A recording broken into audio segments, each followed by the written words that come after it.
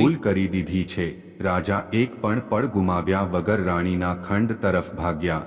જ્યારે રાજા હાંફતા હાંફતા રાણીના ખંડમાં પહોંચ્યા તો તેમણે જોયું કે રાણી બહુ મજાથી પોતાના પલંગ પર બેઠી છે. તેની સામે તે ત્રણેય વસ્તુઓ રાખેલી છે. પહેલી વસ્તુ જે તેણે મંત્રીની પત્ની પાસેથી ઉધાર લીધી હતી, બીજી તે જે દાસી પાસેથી લીધી હતી અને ત્રીજી એક બિલકુલ નવી અને ચમકતી વસ્તુ જે હવે રાણીના હાથમાં હતી. રાજાનું કાળજું ફાટી ગયું. તેમણે ધ્રુજતી આંગળીથી તે ત્રીજી વસ્તુ તરફ ઈશારો કર્યો અને ભારે અવાજે પૂછ્યું, રાણી, આ ત્રીજી વસ્તુ તને ક્યાંથી મળી? સાચે સાચું જણાવ મને. રાણીએ રાજાને આટલા ગુસ્સામાં અને ડરેલા જોયા છતાં પણ તેના માથા પર કોઈ ચિંતા ન આવી. તેણે બહુ સહેલાઈથી કહ્યું, મહારાજ, તમે આટલું કેમ ગભરાઈ રહ્યા છો? હમણાં એક બિચારી વૃદ્ધ સ્ત્રી આવી હતી, બહુ રડતી હતી. મેં દયા ખાઈને તેને પૈસા આપી દીધા અને તેની આ વસ્તુ થોડા દિવસો માટે પોતાની પાસે ગીરો રાખી લીધી. આમાં ખોટું જ શું છે? મેં તો એક ગરીબની મદદ કરી છે. રાજાએ પોતાનું માથું બંને હાથથી પકડી લીધું અને ત્યાં જ જમીન પર બેસી ગયા. મદદ નથી કરી રાણી, તે આપણા આખા પરિવારની ચિતા સજાવી દીધી છે. શું તને એ નથી ખબર કે નવરાત્રીના પવિત્ર દિવસોમાં કોઈનો સામાન ઉધાર લેવો કે ઘરમાં ગીરો રાખવો કેટલું મોટું પાપ છે? તે એક નહીં, બે નહીં, પૂરી ત્રણ વસ્તુઓ ઉધાર લઈ લીધી. માતા રાણી આપણા પર રૂઠ્યા છે. મંદિરમાં અખંડ જ્યોત બુઝાઈ ગઈ છે. આપણી બરબાદી શરૂ થઈ ગઈ છે. રાણીએ જ્યોત બુઝાવવાની વાત સાંભળી તો તે એક પળ માટે ફસડાઈ પડી, પરંતુ તેનું અભિમાન હજુ પણ તૂટ્યું નહોતું. તે બોલી, જ્યોત તો હવાથી પણ બુઝાઈ શકે છે. મહારાજ, તમે દરેક વાતનો દોષ મારા પર અને મારી આ વસ્તુઓ પર કેમ દઈ રહ્યા છો? રાજા અને રાણીની આ દલીલ ચાલી જ રહી હતી કે ત્યારે જ બહારથી એક બહુ હૃદય હચમચાવી દે તેવો અવાજ આવ્યો. મહેલનો મુખ્ય ખજાનચી જે ખજાનાની રખેવાળી કરતો હતો, પાગલોની જેમ દોડતો રાણીના ખંડમાં ઘૂસ્યો. તે એટલી જોરથી રડી રહ્યો હતો કે તેના શ્વાસ ફૂલી રહ્યા હતા. મહારાજ, મહારાજ, લૂંટાઈ ગયા, આપણે બરબાદ થઈ ગયા. ખજાનચી રડતા રડતા રાજાના પગમાં પડી ગયો. રાજા ગભરાઈને ઊભા થઈ ગયા. શું થયું? પરંતુ માતાજીની કૃપાથી પૈસા પણ ટકવા લાગે છે. કેટલાક લોકો કહે છે કે તેમને અખંડ દીવો કર્યા પછી ઘરમાં મહારાજ, રાજકોષ અમારો મુખ્ય ખજાનો ત્યાં અચાનક બહુ ભયંકર આગ લાગી ગઈ છે. કોઈને કંઈ સમજાતું નથી કે આગ કેવી રીતે લાગી. આગ એટલી તેજ છે કે અંદર જવાનો કોઈ રસ્તો જ બચ્યો નથી. તમામ સોનું, ચાંદી, હીરા, મોતી બધું આગમાં ઓગળીને રાખ થઈ રહ્યું છે. અમે પાણી નાખવાની બહુ કોશિશ કરી, પરંતુ આગ બુઝાવવાનું નામ જ નથી લઈ રહી. આ સાંભળતા જ રાજાને એવું લાગ્યું જાણે કોઈએ તેના માથા પર ભારે પથ્થર માર્યો હોય. તેનું મગજ શૂન્ય પડી ગયું. તે કંઈ પણ બોલ્યા વગર પાગલોની જેમ પોતાના ખજાના તરફ દોડ્યા. રાણી પણ હવે બુરી રીતે ગભરાઈ ગઈ. તે પણ દોડતી રાજાની પાછળ ગઈ. જ્યારે તેઓ ખજાના પાસે પહોંચ્યા તો ત્યાંનો નજારો જોઈને રાજાના પ્રાણ સુકાઈ ગયા. ખજાનાની મોટી મોટી ઇમારતો ધૂધુ કરીને સળગી રહી હતી. આગની તમારા જીવનની સૌથી મહત્વપૂર્ણ નવરાત્રી બની શકે છે, જે તમારા ભાગ્યને બદલવાની શરૂઆત કરે. પણ તે રહસ્યમય આગ પર કોઈ અસર નહોતી થઈ રહી. રાજા ત્યાં જ ધૂળ ભરેલી જમીન પર ઘૂંટણીએ બેસી ગયા. તેમની આંખોમાંથી આંસુની ધારા વહેવા લાગી. રાજા ધ્રુસકે ને ધ્રુસકે રડતા આકાશ તરફ જોવા લાગ્યા. હે ભગવાન, આ કેવી સજા આપી તે! બીજી તરફ જ્યારે દુષ્ટ મંત્રી કાલસેનને ખજાનામાં આગ લાગવાની ખબર મળી તો તે ખુશીથી પાગલ થઈ ગયો. તેણે પોતાના ઘરનો દરવાજો બંધ કર્યો અને પોતાની પત્ની સાથે જોરજોરથી હસવા લાગ્યો. જોઈ લીધું તે મારી ચાલનું કમાલ. મંત્રીએ પોતાની પત્નીને કહ્યું, રાણીએ જેવી તે ત્રીજી વસ્તુ ઉધાર લીધી. અલક્ષ્મીએ પોતાની પૂરી અસર બતાવી દીધી. રાજાનો બધો ખજાનો સળગીને રાખ થઈ ગયો. હવે રાજા પાસે પોતાની પ્રજાને ખવડાવવા માટે એક અનાજ પણ નહીં બચે. થોડા જ દિવસોમાં રાજા રસ્તા પર આવી જશે અને ત્યારે હું આ રાજ્યના સિંહાસન પર બેસીશ. ખજાના સામે બેઠેલા રાજાને હવે પૂરો વિશ્વાસ થઈ ગયો હતો કે આ બધું રાણીની તે જ ખરાબ આદતનું પરિણામ છે જે ગરીબી 7 પેઢી સુધી પીછો નથી છોડતી. તેણે તેમના મહેલમાં પૂરી રીતે કદમ રાખી દીધો હતો. રાજાએ રડતા રડતા રાણી તરફ જોયું. રાણીનો ચહેરો હવે ડરના માર્યા બિલકુલ સફેદ પડી ચૂક્યો હતો. તારી જિંદગીની તેના દિશાઓ હાથ પગ બદલી દેશે. ધ્રુજતા હતા. પરંતુ તેને ધ્યાન પહેલીવાર રાખજે, આ પોતાની સંદેશને બહુ મોટી અધૂરો ન ભૂલનો છોડતો. અહેસાસ કારણ કે થઈ રહ્યો અધૂરું હતો. જ્ઞાન જીવનમાં પરંતુ હવે અંધકાર બહુ લાવે છે. મોડું થઈ જો ચૂક્યું તારી હતું. પાસે ફક્ત રાજાએ 5 રડતા મિનિટ પણ રડતા હોય, પોતાના તો તેને એક આ જ ખાસ સંદેશ સેવકને સાંભળવામાં પોતાની લગાવી પાસે દે. બોલાવ્યો કારણ અને કે કહ્યું, આ જ 5 જલ્દી જા મિનિટ અને તારા રાજ્યના ભાગ્યને ફેરવી સૌથી દે. મોટા અને જ્ઞાની પંડિતજીને બોલાવીને લા. તેમને પૂછો કે આ ઘોર સંકટથી બચવાનો કોઈ ઉપાય છે. શું આપણે માતા રાણી પાસે પોતાની ભૂલની માફી માંગી શકીએ છીએ? સેવક તરત જ પોતાનો ઘોડો દોડાવીને પંડિતજીને લેવા ચાલ્યો ગયો. રાજા ખજાનાને સળગતો પોતાની લાચાર આંખોથી જોતા રહ્યા. તેમની આખી જિંદગીની કમાણી, તેમના પૂર્વજોની દોલત બધું જ તેમની સામે રાખ થઈ રહ્યું હતું. મહેલમાં હવે ખુશીઓ અને ભજનોની જગ્યાએ ચીસ અને માતમ છવાઈ ગયો હતો. થોડી જ વારમાં સેવક પંડિતજીને લઈને મહેલ પહોંચ્યો. પંડિતજી બહુ પહોંચેલા વિદ્વાન હતા. જેવું તેમણે મહેલના દરવાજે કદમ રાખ્યો તેમને તરત જ અહેસાસ થઈ ગયો કે મહેલની અંદર કોઈ બહુ મોટી અને ખતરનાક શક્તિ ઘૂસી ગઈ છે. પંડિતજી તેજ ડગલે ચાલતા સીધા રાજા પાસે પહોંચ્યા. રાજા ધૂળમાં લથપથ જમીન પર બેઠા હતા. તેમની આંખોમાંથી સતત આંસુ વહી રહ્યા હતા. પંડિતજીને જોતા જ રાજા તેમના પગમાં પડી ગયા. રાજા ધ્રુસકે ને ધ્રુસકે રડવા વચન આપું લાગ્યા. છું, પંડિતજી, મારા મને ભક્ત, જણાવો, જે પણ મારું તારી બધું જ વિરુદ્ધ સળગીને ષડયંત્ર રાખ રચી થઈ રહ્યું રહ્યું છે. જે પણ તારી માતાની પ્રગતિથી અખંડ બળી જ્યોત રહ્યું પણ હતું, બુઝાઈ જે ગઈ પણ છે. તારા પતનની મને કામના સમજાતું કરી રહ્યું નથી કે હતું. અચાનક બસ હવે આ નષ્ટ કયું થઈ પાપ ચૂક્યું અમારી છે. સામે હવે કોઈ આવી દર્દ ગયું છે. તારો પીછો નહીં રાજાએ કરે. રડતા હવે કોઈ રડતા પોતાના અસફળતા તને બંને ડરાવશે હાથ જોડી દીધા. પંડિતજીએ રાજાને ઉઠાડ્યા અને તેમને ધીરજ બંધાવી. મહારાજ, હિંમત ના હારો, રડવાથી કંઈ નહીં થાય. પંડિતજીએ સળગતા ખજાનાને જોયો. આગની લપેટો બહુ ભયાનક હતી. તેમણે પોતાની આંખો બંધ કરી અને થોડી ક્ષણો સુધી ધ્યાન લગાવ્યું. ધ્યાનમાંથી બહાર આવતા જ પંડિતજીનો ચહેરો બહુ કઠોર થઈ ગયો. તેમની આંખોમાં ગુસ્સો અને ચિંતા બંને હતા. તેમણે રાજા તરફ જોયું અને બહુ જ ગંભીર અવાજે પૂછ્યું, મહારાજ, સાચે સાચું જણાવો, આ પવિત્ર 9 દિવસોમાં આ મહેલની અંદર બહારથી કઈ વસ્તુ આવી છે? શું કોઈએ કોઈ વસ્તુ મૂલ્ય ચૂકવ્યા વગર ઉધાર લીધી છે? કારણ કે આ આગ સાધારણ આગ નથી. આ માતા રાણીનો ક્રોધ છે. મહેલમાં અલક્ષ્મીએ પ્રવેશ કરી લીધો છે. રાજાએ ધ્રુજતા હાથે રાણી તરફ ઈશારો કર્યો. રાણી ડરના માર્યા એક ખૂણામાં ઊભી ધ્રુજતી હતી. રાજાએ રડતા રડતા કહ્યું, પંડિતજી, મારી રાણીથી બહુ મોટી ભૂલ થઈ ગઈ છે. તેણે છેલ્લા 3 દિવસમાં 3 અલગ અલગ લોકો પાસેથી 3 વસ્તુઓ ઉધાર માંગી લીધી છે. મેં તેને બહુ રોકી પણ તેણે મારી એક પણ વાત ન માની. પંડિતજીએ ભારે ડગલે રાણી તરફ મોઢું ફેરવ્યું. રાણીજી, તમે આ શું અનર્થ કરી દીધો? શું તમે નથી જાણતા કે નવરાત્રિના આ 9 દિવસોમાં અમુક વસ્તુઓ ભૂલીને પણ કોઈની પાસેથી ઉધાર ન લેવી જોઈએ? નહીંતર માણસ 7 પેઢી સુધી અન્નના એક દાણા માટે મોહતાજ થઈ જાય છે. જલ્દી જણાવો, તમે શું શું ઉધાર લીધું છે? રાણી હવે ધ્રુસકે ને ધ્રુસકે રડતી હતી. તેનું બધું અભિમાન તૂટી ગયું હતું. તે પંડિતજીના પગમાં પડી ગઈ. મારાથી બહુ મોટું પાપ થઈ ગયું છે પંડિતજી, મને માફ કરી દો. મેં સૌથી પહેલા મંત્રીની પત્ની પાસેથી એક લોખંડની સોય અને કાતર ઉધાર લીધી હતી. મને તે બહુ સુંદર લાગી હતી. આ સાંભળતા જ પંડિતજીએ પોતાનું માથું કૂટ્યું. હે ભગવાન, લોખંડ અને અણીદાર વસ્તુ! રાણીજી, નવરાત્રિમાં કોઈની પણ પાસેથી લોખંડની સોય કે કાતર ઉધાર લેવાથી ઘરમાં ભયંકર કલેશ અને વિનાશ આવે છે. આ માતા રાણીનું સૌથી મોટું અપમાન છે.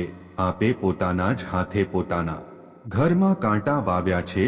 રાણી રડતા રડતા બોલી, પંડિતજી, ગઈકાલે મેં એક દાસી પાસેથી થોડી ખાટી વસ્તુ અને મીઠું ઉધાર લીધું હતું. મને લાગ્યું આમાં શું ખોટું છે. પંડિતજીની આંખોમાંથી આંસુ છલકાઈ ગયા. મીઠું અને ખાટી વસ્તુ! આપે તો પોતાના ઘરની બધી બરકત જ ફાડી નાખી.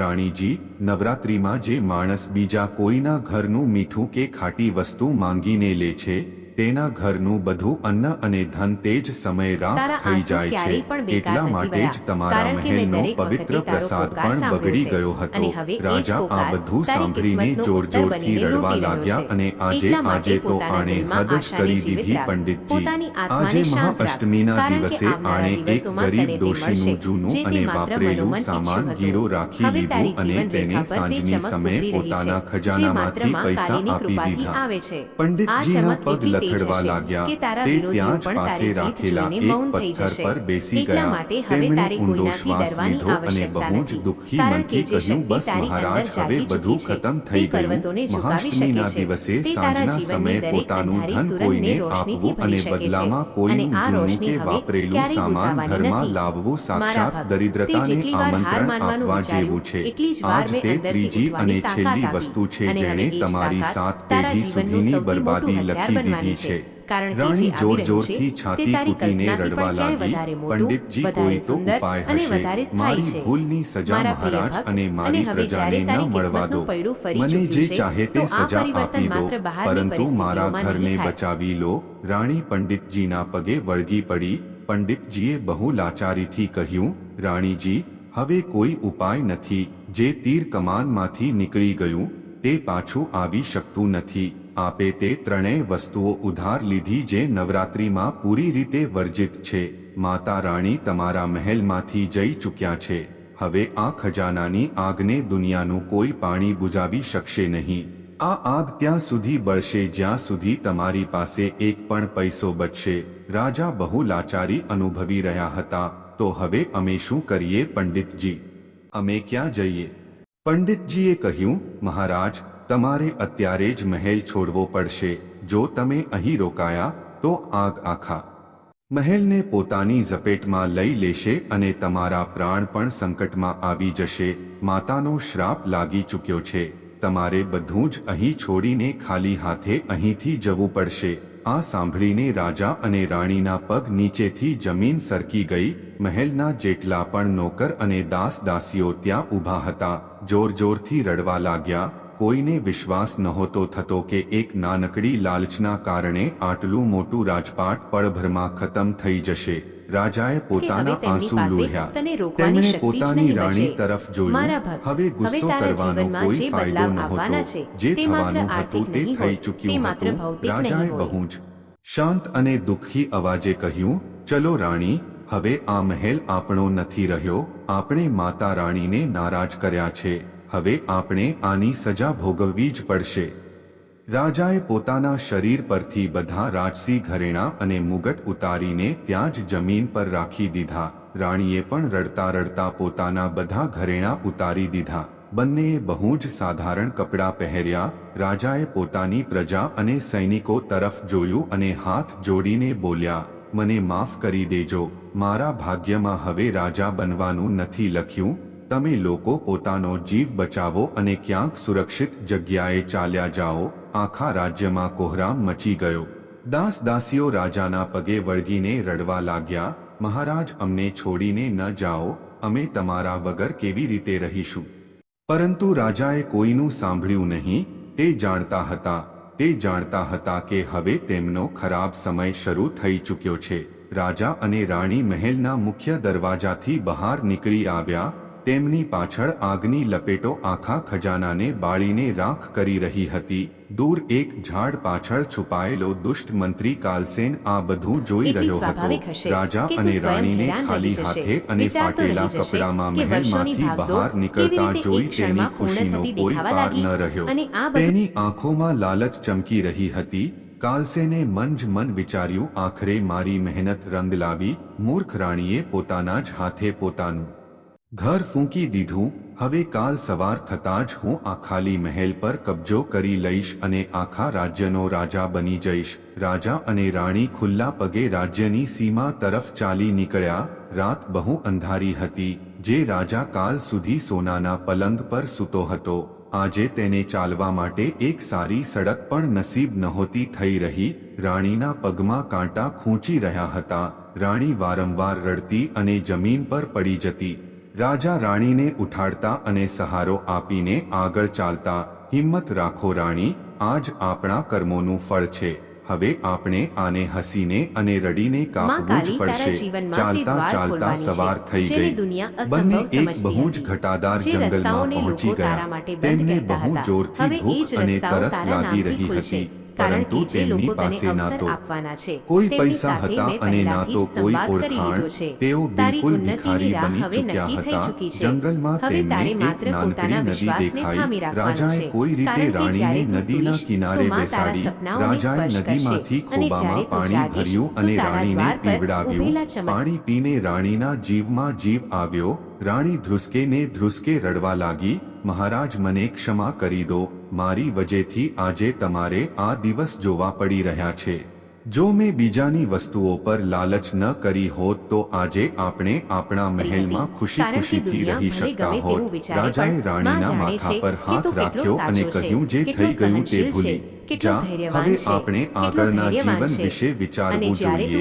આપણે મહેનત કરીને પોતાનું પેટ પાળવું પડશે. માતા રાણીએ આપણને જે સજા આપી છે તો કદાચ તે પણ ક્યારેક ને ક્યારેક આપણને માફ કરી જ દેશે. ત્યારે જ ત્યાંથી કેટલાક કઠિયારાઓ પસાર થઈ રહ્યા હતા.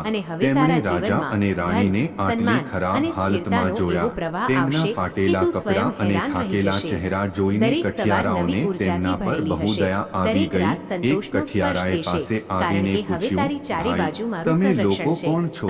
આટલા ઘટાદાર જંગલમાં આ હાલતમાં શું કરી રહ્યા છો? શું તમે લોકો રસ્તો ભટકી ગયા છો? રાજાએ પોતાની અસલી ઓળખાણ છુપાવતા માથું ઝુકાવી લીધું. રાજાએ બહુ જ ધીમા અને દુઃખી અવાજે કહ્યું, હા ભાઈ, અમે ગરીબ મુસાફિર છીએ. અમારું બધું છીનવાઈ ગયું છે. અમે બહુ ભૂખ્યા છીએ. શું અમને કોઈ કામ મળી શકે છે જેનાથી અમે બે ટંકની રોટલી ખાઈ શકીએ? કઠિયારાઓ બહુ જ ભલા માણસ હતા. તેમણે રાજાની વાત સાંભળીને તેમને કેટલીક સૂકી રોટલીઓ અને ગોળ આપી દીધો. રાજા અને રાણીએ ધ્રુજતા હાથે તે સૂકી રોટલી અને ગોળ લીધો, જે રાણી કાલ સુધી સોનાની થાળીમાં 56 ભોગ ખાતી હતી. આજે તે ભૂખના માર્યા તે જ સૂકી રોટલીને આંસુઓથી પલાળીને ખાઈ રહી હતી. રોટલીનો એક એક ટુકડો ગળાની નીચે ઉતારવો મુશ્કેલ થઈ રહ્યો હતો, પરંતુ પેટની આગ આગળ વધુ લાચાર હતું. તે જ દિવસથી રાજા અને રાણીની જિંદગી પૂરી રીતે બદલાઈ ગઈ હતી. તે કઠિયારાઓએ તેમને પોતાની નાનકડી ઝૂંપડી પાસે જ રહેવા માટે જગ્યા આપી દીધી. હવે રાજા જે ક્યારેક તલવાર અને રાજદંડ પકડતા હતા, તેમણે કુહાડી હાથમાં ઉઠાવી લીધી. તેઓ આખો દિવસ જંગલમાં લાકડા કાપે છે અને પરસેવાથી લથપથ થઈ જાય છે. રાણી, જેણે ક્યારે પોતાના હાથમાં એક ગ્લાસ પાણી પણ નહોતું ઉઠાવ્યું, તે હવે જંગલમાંથી લાકડા વીણી લાવતી, ચૂલો ફૂંકતી અને વાસણ માંજતી. રાણીના કોમળ હાથમાં ફોલ્લા પડી ગયા હતા. જ્યારે પણ તે પોતાના ફોલ્લાઓને જોતી તો તેને પોતાની જૂની આદત યાદ આવી જતી. તેને યાદ આવતું કે કેવી રીતે તેણે જરૂરિયાત વગર બીજાની વસ્તુ માંગી હતી. તેને સમજાઈ ગયું હતું કે લાલચ માણસને કેવા ઊંડા ખાડામાં પાડી દે છે. હવે રાણીના મનમાં કોઈ વસ્તુ માટે કોઈ લાલચ બચી નહોતી. તે પોતાની આ ગરીબી અને મહેનતને જ માતા રાણીના આશીર્વાદ અને પોતાના કર્મોની સજા માની રહી હતી. ઇધર તે દુષ્ટ મંત્રી કાલસેનનું શું થયું? જ્યારે રાજા અને રાણી મહેલ છોડીને ચાલ્યા ગયા તો કાલસેન બહુ ખુશ થયો. બીજા દિવસે સવારમાં તે સજી ધજીને મહેલ પહોંચ્યો અને ત્યાં જઈને રાજાના ખાલી સિંહાસન પર બેસી ગયો. તેણે તમામ નોકરોને આદેશ આપ્યો કે હવેથી તેને જ રાજા માનવામાં આવે. પરંતુ કાલસેન એ ભૂલી ગયો હતો કે જે ભયંકર ગરીબી અને અલક્ષ્મી રાણીની ભૂલથી મહેલમાં આવી હતી, તે હજુ પણ ગઈ નહોતી. કાલસેન જેવો ગાદી પર બેઠો, મહેલની એક દિવાલ અને છત અચાનક કડભૂસ થઈને તેની ઉપર પડી ગઈ. કાલસેન બહુ ખરાબ રીતે ઘાયલ થઈ ગયો. તેના બંને પગ તૂટી ગયા. એટલું જ નહીં, જ્યારે રાજ્યની પ્રજાને ખબર પડી કે કાલસેને જ ચાલાકીથી રાણીને તે 3 વસ્તુઓ ઉધાર લેવા પર મજબૂર કરી હતી અને રાજાને બરબાદ કરવાનું કાવતરું ઘડ્યું હતું, તો આખી પ્રજા ગુસ્સામાં ફાટી પડી. લોકોએ કાલસેનને મહેલમાંથી ઘસીટીને બહાર કાઢી મૂક્યો. તેને ખૂબ માર્યો અને રાજ્યમાંથી ધક્કા મારીને કાઢી મૂક્યો. જે લાલચમાં તેણે રાજાનું ઘર ઉજાડ્યું હતું, તે જ લાલચે તેને જીવનભર માટે અપંગ અને ભિખારી બનાવી દીધો. કાલસેન હવે રસ્તા પર ઘસડાઈને ભીખ માંગવા લાગ્યો, પરંતુ કોઈ તેને એક દાણો પણ આપતું નહોતું. સમય વીતતો ગયો. આખા 1 વર્ષ સુધી રાજા અને રાણીએ જંગલમાં કડી મહેનત કરી. તેમણે ક્યારે કોઈની સામે હાથ નથી ફેલાવ્યો. ધીરે ધીરે ફરીથી તે પવિત્ર સમય આવી ગયો. ચૈત્રની નવરાત્રિ શરૂ થઈ ગઈ. જંગલમાં રહેતા હોવા છતાં પણ રાજા અને રાણીને માતા રાણી પર પૂરો ભરોસો હતો. રાણીએ રાજાને કહ્યું, મહારાજ, આજથી નવરાત્રિ શરૂ છે. મારી પાસે માતાને ચડાવવા માટે કોઈ કિંમતી વસ્તુ નથી, પરંતુ હું આખા 9 દિવસનો સાચો વ્રત રાખીશ. કદાચ માતા રાણી મારા આંસુઓથી પીગળી જાય અને મારી ભૂલો માફ કરી દે. રાજાએ પણ હા પાડી. બંને પતિ પત્નીએ આખા 9 દિવસ કંઈ પણ ખાધા પીધા વગર માતાની સાચી ભક્તિ કરી. તેઓ આખો દિવસ કામ કરતા અને રાત્રે માતાનું ભજન કરતા. મહાષ્ટમીનો દિવસ આવી જ ગયો. આ તે જ દિવસ હતો જ્યારે ગયા વર્ષે રાણીએ તે છેલ્લી ભૂલ કરી હતી. આજે રાણી પાસે કંઈ પણ નહોતું. તેણે જંગલમાંથી કેટલાક જંગલી બોર અને સાફ પાણી એક માટીના વાસણમાં ભેગું કર્યું. રાણી એક ઝાડ નીચે માટીની વેદી બનાવીને માતાનું ધ્યાન કરી રહી હતી. તે ધ્રુસકે રડતી હતી અને કહેતી હતી, હે મારી માં જગદંબે, મને માફ કરી દો. મારાથી બહુ મોટી ભૂલ થઈ ગઈ હતી. મેં તમારા પવિત્ર દિવસોમાં બીજાની વસ્તુઓ ઉધાર લઈને તમારું અપમાન કર્યું હતું. મેં લોખંડની સોય લીધી. મેં બીજાના ઘરનું મીઠું અને ખટાશ ખાધી અને મેં મારી બરકત ગીરો રાખીને જૂની વસ્તુ ઘરમાં લઈ આવી. મને મારી સજા મળી ગઈ માં. મારો લાલચ જડમૂળથી ખતમ થઈ ગયો છે. હવે મારે કોઈ રાજપાટ નથી જોઈતું. બસ મને તમારા આશીર્વાદ આપી દો. રાણી ધ્રુસકે રડતી હતી. ત્યારે જ તેની સામે એક બહુ જ પ્યારી અને નાનકડી કન્યા આવીને ઊભી રહી ગઈ. કન્યાના ચહેરા પર બહુ તેજ હતું. કન્યાએ પોતાના મીઠા અવાજમાં કહ્યું, માં, મને બહુ જોરથી ભૂખ લાગી છે. શું મને કંઈ ખાવા મળશે?